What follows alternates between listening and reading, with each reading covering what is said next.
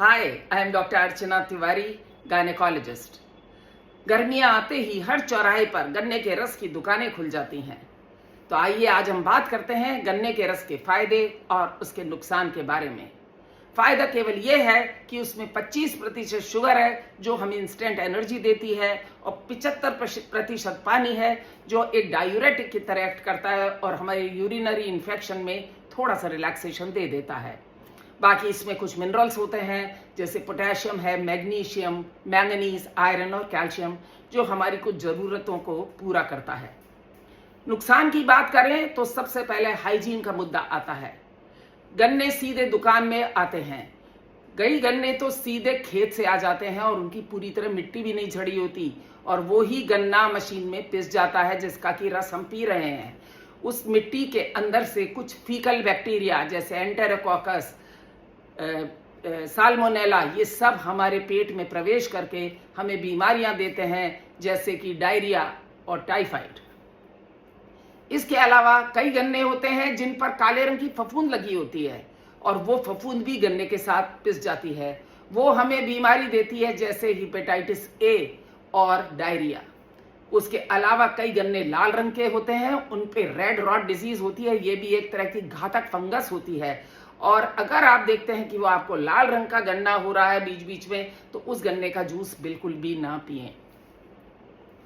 गन्ने के जूस की बात करें तो गन्ने के जूस वाले की कैसे ना करें। गन्ने के जूस वाले का तो आप देखिए, सुबह से उसके हाथ नहीं धुले होते। जिन हाथों से वो जनरेटर चला रहा है, जिन हाथों से वो नोट और पैसे खुले दे रहा है, गिन रहा है, उन्हीं हाथों से वो आपका गन्ना तोड़ रहा है, मशीन में डाल रहा है, जूस पिला रहा है। जिस गिलास में वो जूस पिला रहा है ज़्यादातर डिस्पोजेबल नहीं होते, और वो कांच के गिलास होते हैं जो पानी में डोब डोब के वो लोग साफ करके आपको पिला देते हैं।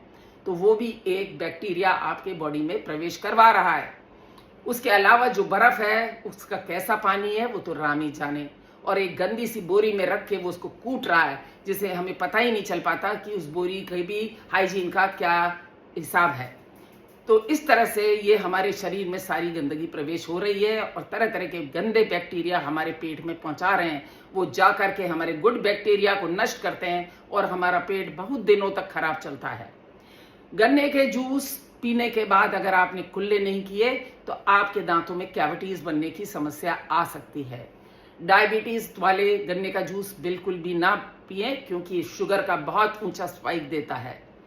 गन्ने के जूस में होता है पॉलीकोफिनॉल, एक तरह का अल्कोहल होता है।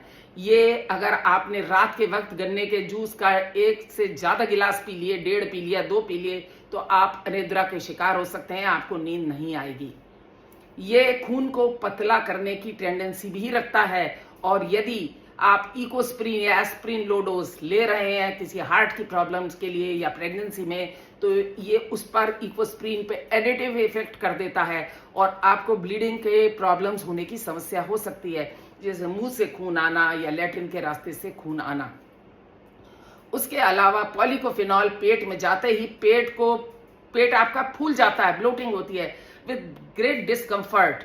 इतना डिस्कम्फर्ट होता है कि ये दर्द का रूप भी ले सकता है, और आप उस दिन हो सकता है कुछ और ना खा पाएं।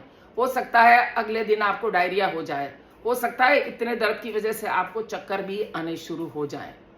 तो ये हुई गन्ने के रस की समस्या। अगर आप कहते हैं कि भाई बाहर की चीज खा रहे हो तो ये सब अनदेखा करना पड़ेगा, तो आप इसका मतलब अपनी सेहत से खिलवाड़ कर रहे हैं। तो it is up to you to choose कि आपको पीना है या नहीं पीना है।